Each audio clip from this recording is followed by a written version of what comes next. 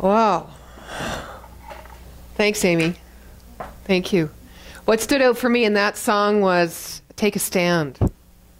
I actually had it in my notes. Taking a stand. The importance of unbelief. So what are we taking a stand for? The world would tell us we need to take a stand for what we believe in. How many times have we heard it? And how many times have we judged ourselves for not taking a stand for what we believe in, or for not even knowing what we believe in? Right? Beliefs. They're powerful. They're creative. They're born from thoughts. And thoughts can be all over the map. How do we harness the power of our thoughts?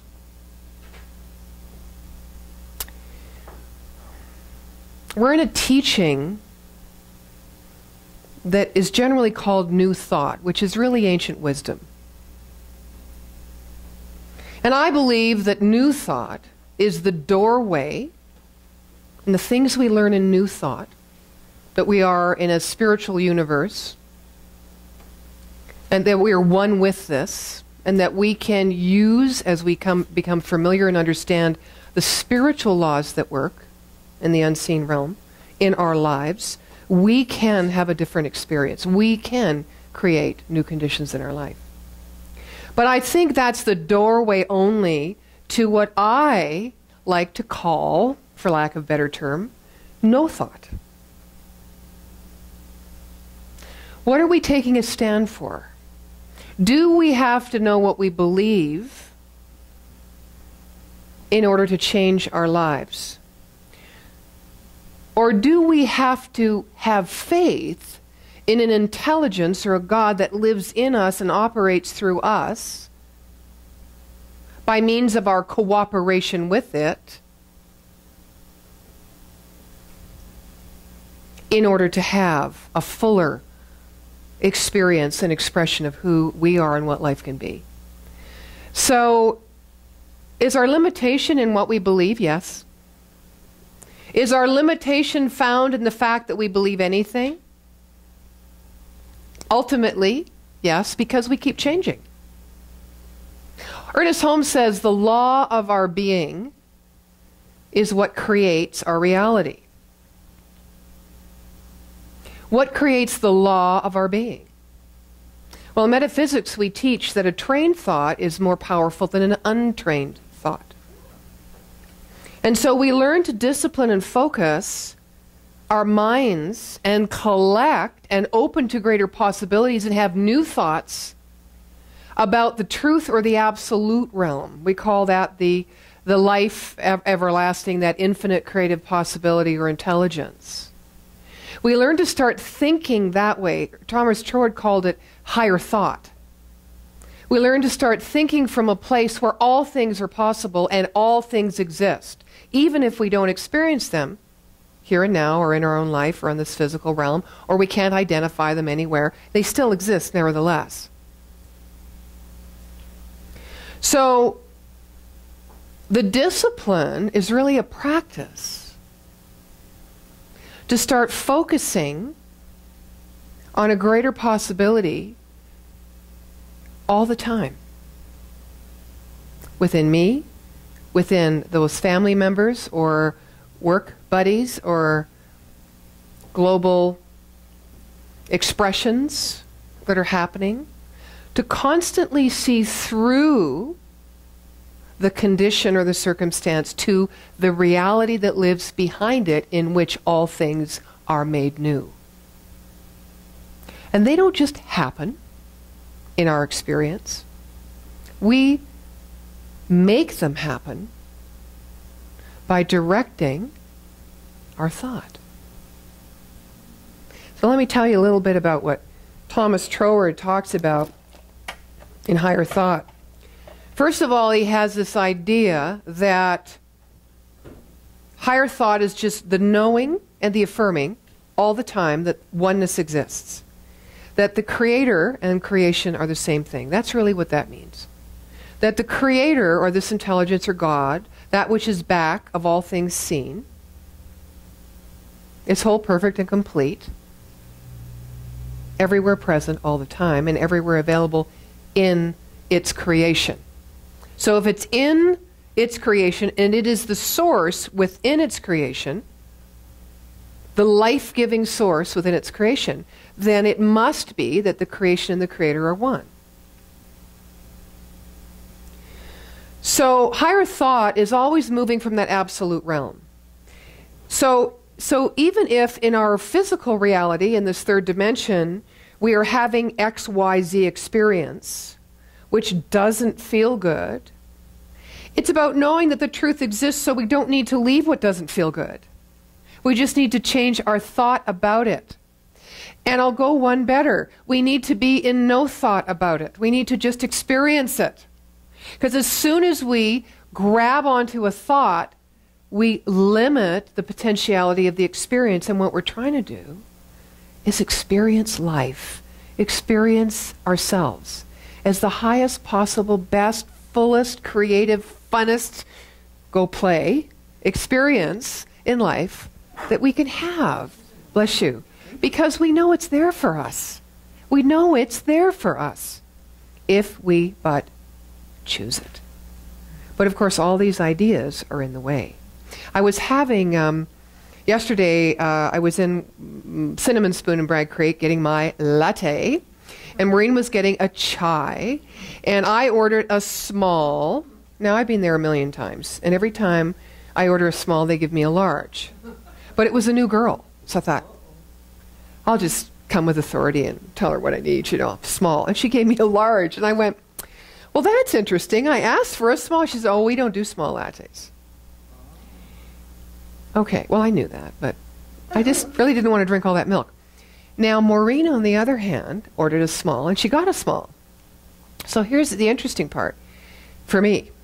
She looked at it, she lifted it, she went, well, that's too light. There's not enough milk in that. But she hadn't taken the lid off and had a sip yet, right? So so then she did, and she loved it. I said, well, do you want more milk? No, it's perfect. So that's what we do. We never take the lid off. We never look inside. We never actually take a taste of life because there's a belief about it that stands in the way. So that's why I say whatever the belief is, just get rid of the belief. You can get rid of the belief and replace it with a greater, more expansive belief of possibility, or you can just get rid of the belief. No thought. Just be with what is. Now, isn't that interesting? When she took a sip from life, she loved it. Because the belief wasn't strong enough to ruin the taste of life. Now, I believe that's true for all of us. One belief. But the thing is, we have patterns of belief. And they come like armies. When we don't know how far they go back. But man, they show up. We try to do something different, and we create a new idea, and we mind map, and we do our spiritual practices, and we hang out with the right people, and we get rid of those other people that we don't like very much because they're drags and they bring us down. Right? And we're doing all the right things. And then it comes to the final moment when we get to drink from life, the cup of life, and it's like sour milk. Because we brought the army of our thoughts. So, as Amy's saying, miracles often in our experience don't happen overnight. It's an evolutionary process.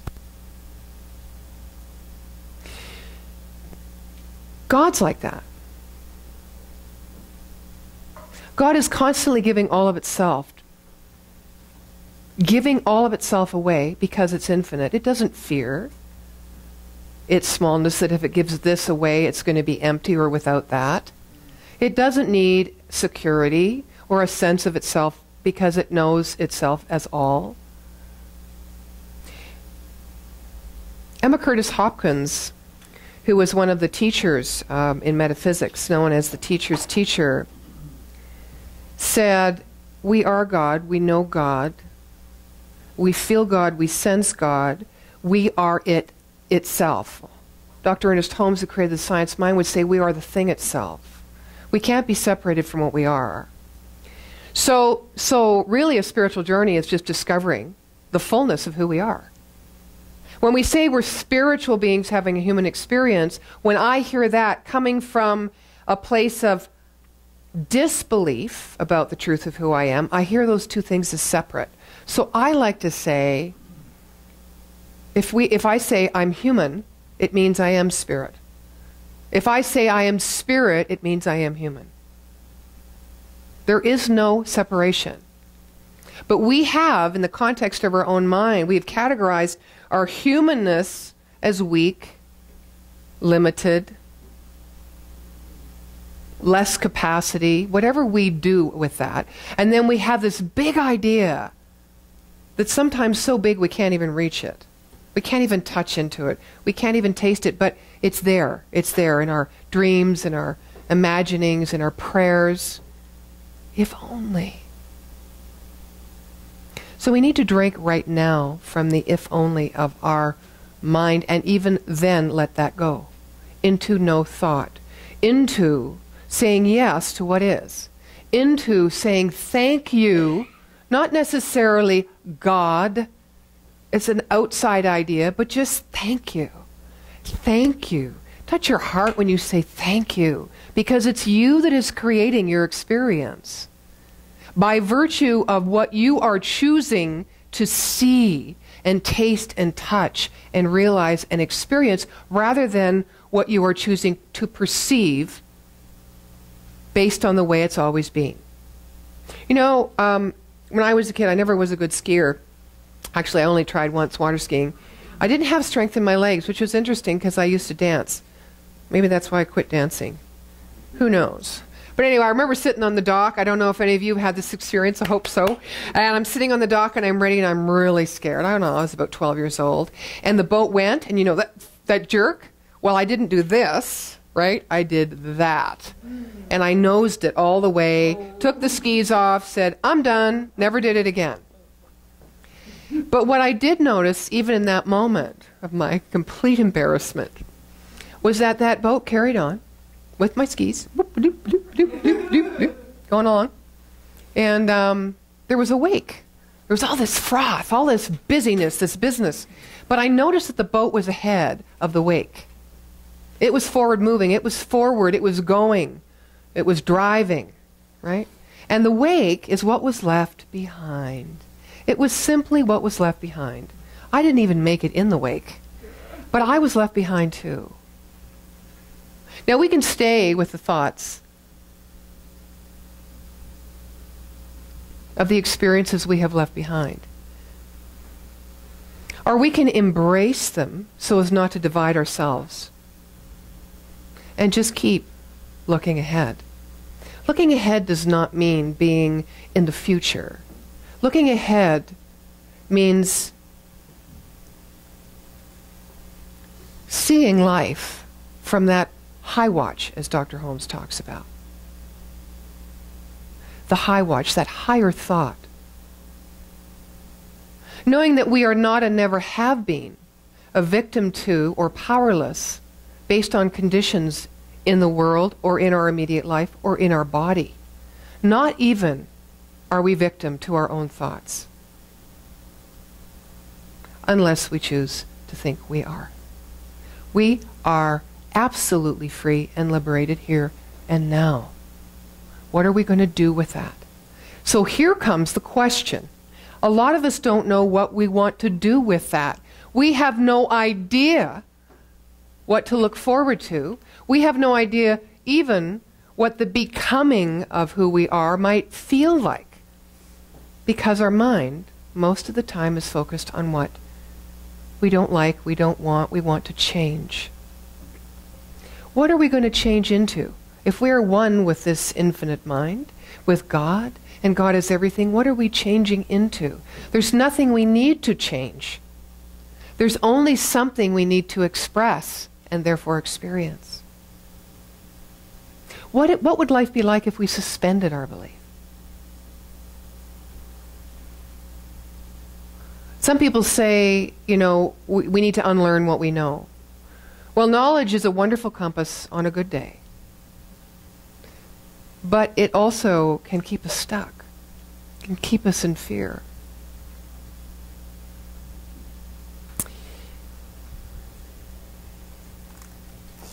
Be soft with your practice.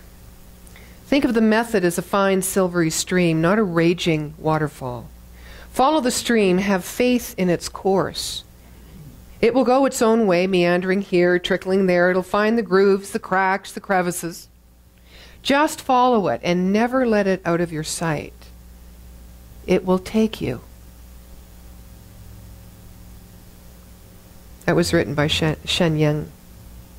It will take you. The river will take you. Its nature is to flow,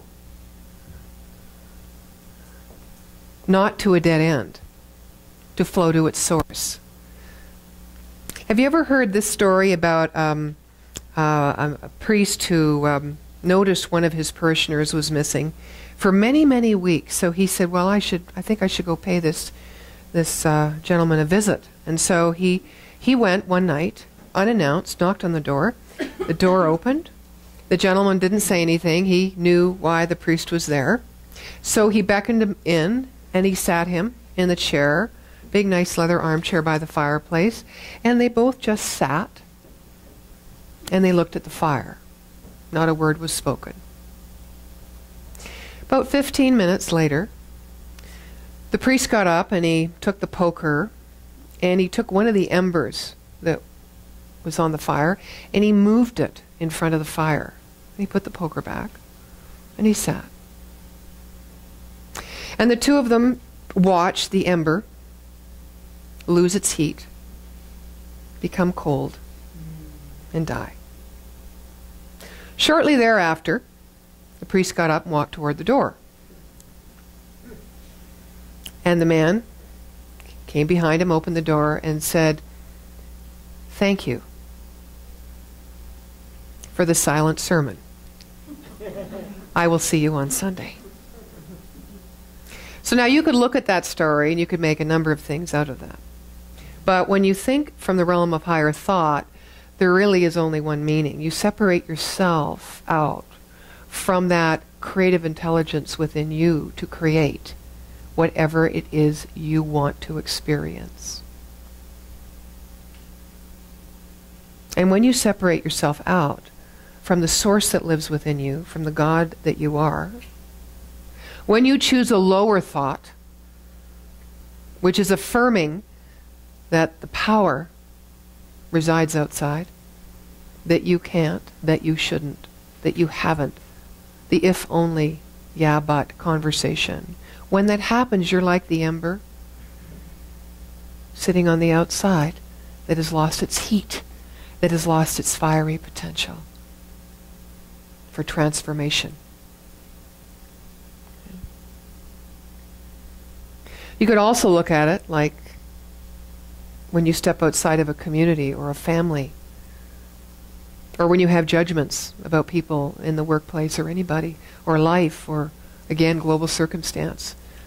As soon as you take that thought that separates you out, you become cold.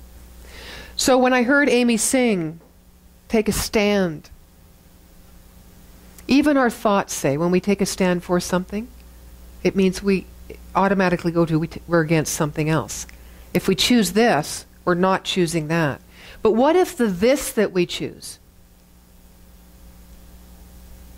is the infinite intelligence and wisdom within us that is life, that is always life-giving, rather than a thought that we grow inside of us that attracts more thoughts and more people and more situations that affirm those thoughts that say we are not one, that cause or that creator and creation is not one thing. And then we stay in a place of unbelief that creates its own energy force and compels us toward that void that we hate to be in. When the actual void is a place, it's like a clean slate, an opportunity. It's a fresh start. It has newness within it. It has life within it, inherent within itself, because everything does. And we get to write the script. So to go into those places where there is silence and stillness, so to go into those places and not fear even those feelings of loneliness, of emptiness. And to know that that which you want so deeply to experience is far beyond the need to understand. But we settle for wanting to know. Is that not so? We want to know. And for a time being, once we know something, if I only understood why, if I could only get it, then you feel you'd be okay, but we're not okay knowing, because then there's something more to know. And then there's something more to know. We might as well just stop right now and go, I know nothing but the wisdom I need to live a good life, a joyful life, to be loved, to give and receive in a way that makes my life meaningful and purposeful, to be of value, to finally come together with my own inherent value just because I exist. Exist without needing to know anything. Is this a far-off land? As you're hearing this, does it sound like it's foreign? I don't think so. No. Connie is probably 2 years my senior in ministry, officially being a minister. And we've taught so many classes. And when I first started teaching, well, when I first became a minister, I thought that it was my job to impart knowledge of a spiritual nature. Not so. I don't know how many years it took for me to really get what I was doing, what I was being called to do, which was simply to inspire and to create and support the individual so that the truth can rise within them. It's got nothing to do with me. So I was really hard on myself because I can't tell you, I could never keep ahead enough of information to impart what I thought would be new information to people in a new way, to open their minds, and that was all ego-based, right? It's all ego-based. Teachers, good teachers, need to do their own work so that they're clear and in touch with their own wisdom. That they have demonstrated, they know how this works, they rely on the source, they rely on faith, they trust, they don't need to know all the answers. They keep letting go of the attachments to the outcomes. All these things that we learn on the spiritual path. Teachers need to be doing that work. And just share their imperfection, their challenges, the circumstances. And people will do what people do. Everyone has their own journey. If I come to teach with an intention to help, I am not helping. Nobody needs help. In metaphysics, we say no one needs salvation. You're whole, complete, and perfect the way you are. So what am I teaching? What am I coming with energetically? I need to be coming with the truth of me.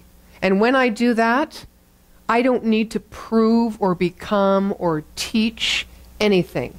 I just need to share by virtue of my clarity and the energy and of my presence, which I would hope would grow in love more and more and more each day. When people want to find themselves, they'll find themselves. It's that simple. We provide space, community, a new way to think, a philosophy that keeps bringing you back to the higher thought, the truth of life, of all life, not just you, but all life. And it brings us to that place, which is the reason I went into ministry in the first place, or the only thing I thought I had to offer, which was unity, oneness, all of us together. No separation, no judgment. But it starts with accepting and not judging us, ourselves. Right? That's where it starts, and it's where it ends. Teachers. Teachers need to be students. And students are already teachers.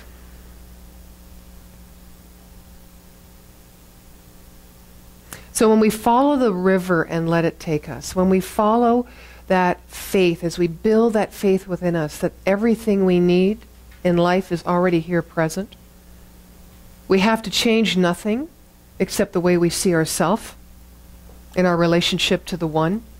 It's all we have to change. It's all we have to change. That's a miracle. How do people do it with great tragedy? And when I say people, I mean you. We've all had great tragedy. All of us. Pain. Things we never thought we would rise above. Something within us brings us through. Everything an opportunity to think the higher thought. And as we build this atmosphere, mental atmosphere of higher thought, all things start to naturally align. The way we speak, who we choose to hang with, the value we feel as a human being,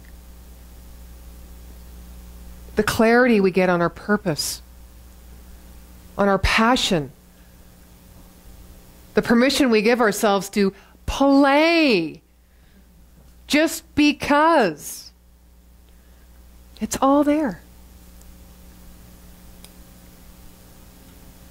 So the importance of unbelief is to step into that mystery and that void, knowing that the boat that you want to be on as you flow in the river, or you need to be in to flow with the current, is born within you.